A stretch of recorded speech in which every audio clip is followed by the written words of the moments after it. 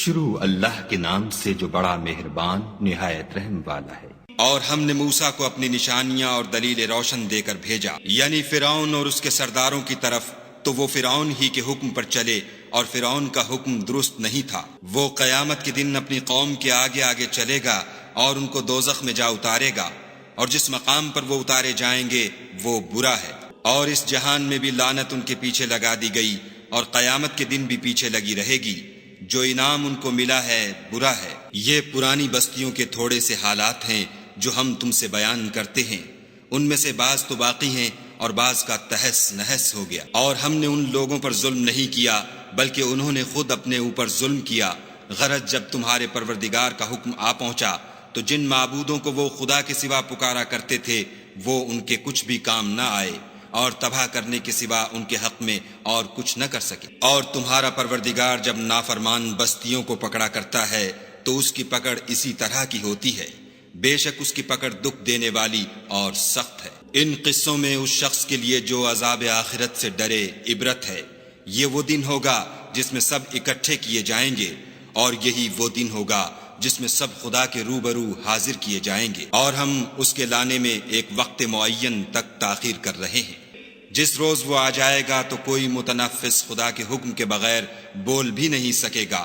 پھر ان میں سے کچھ بدبخت ہوں گے اور کچھ نیک بخت۔ تو جو بدبخت ہوں گے وہ دوزخ میں ڈال دیے جائیں گے، اس میں ان کو چلانا اور دھاڑنا ہوگا، اور جب تک آسمان اور زمین ہیں اسی میں رہیں گے، مگر جتنا تمہارا پروردگار چاہے۔ بے شک تمہارا پروردگار جو چاہتا ہے کر دیتا ہے۔ اور جو نیک بخت ہوں گے وہ بہشت میں داخل کیے جائیں گے، اور جب تک آسمان اور زمین ہیں ہمیشہ اسی میں رہیں گے، مگر جتنا تمہارا پروردگار چاہے۔ یہ خدا کی بخشش ہے جو کبھی منقطع نہیں ہوگی۔ تو یہ لوگ جو غیر خدا کی پرستش کرتے ہیں، اس سے تم خلجان میں نہ پڑنا۔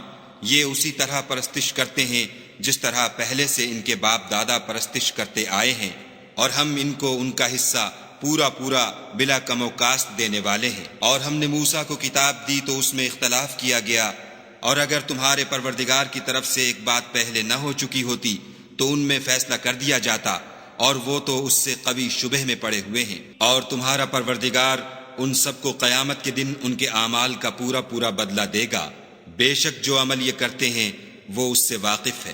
سو اے پیغمبر، جیسا تم کو حکم ہوتا ہے اس پر تم اور جو لوگ تمہارے ساتھ تائب ہوئے ہیں قائم رہو، اور حد سے تجاوز نہ کرنا، وہ تمہارے سب اعمال کو دیکھ رہا ہے۔ اور جو لوگ ظالم ہیں ان کی طرف مائل نہ ہونا، نہیں تو تمہیں دوزخ کی آگ آ لپٹے گی، اور خدا کے سوا تمہارے اور دوست نہیں ہیں۔ اگر تم ظالموں کی طرف مائل ہو گئے تو پھر تم کو کہیں سے مدد نہ مل سکے گی۔ اور دن کے دونوں سروں یعنی صبح اور شام کے اوقات میں اور رات کی چند پہلی ساعات میں نماز پڑھا کرو۔ کچھ شک نہیں کہ نیکیاں گناہوں کو دور کر دیتی ہیں۔ یہ ان کے لیے نصیحت ہے جو نصیحت قبول کرنے والے ہیں۔ اور صبر کیے رہو کہ خدا نیکوکاروں کا اجر ضائع نہیں کرتا۔ تو جو امتیں تم سے پہلے گزر چکی ہیں ان میں ایسے ہوش مند کیوں نہ ہوئے جو ملک میں خرابی کرنے سے روکتے؟ ہاں ایسے تھوڑے سے تھے جن کو ہم نے ان میں سے مخلصی بخشی، اور جو ظالم تھے وہ انہی باتوں کے پیچھے لگے رہے جن میں عیش و آرام تھا، اور وہ گناہوں میں ڈوبے ہوئے تھے۔ اور تمہارا پروردگار ایسا نہیں ہے کہ بستیوں کو جبکہ وہاں کے باشندے نیکوکار ہوں از راہ ظلم تباہ کر دے۔ اور اگر تمہارا پروردگار چاہتا تو تمام لوگوں کو ایک ہی جماعت کر دیتا، لیکن وہ ہمیشہ اختلاف کرتے رہیں گے، مگر جن پر تمہارا پروردگار رحم کرے، اور اسی لیے اس نے ان کو پیدا کیا ہے۔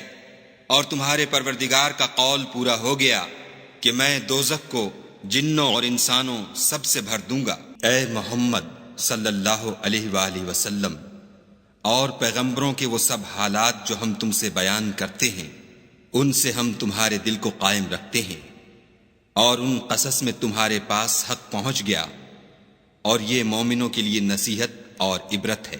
اور جو لوگ ایمان نہیں لائے ان سے کہہ دو کہ تم اپنی جگہ عمل کیے جاؤ، ہم اپنی جگہ عمل کیے جاتے ہیں، اور نتیجہ اعمال کا تم بھی انتظار کرو، ہم بھی انتظار کرتے ہیں۔ اور آسمانوں اور زمین کی چھپی چیزوں کا علم خدا ہی کو ہے، اور تمام امور کا رجوع اسی کی طرف ہے، تو اسی کی عبادت کرو اور اسی پر بھروسہ رکھو، اور جو کچھ تم کر رہے ہو تمہارا پروردگار اس سے بے خبر نہیں۔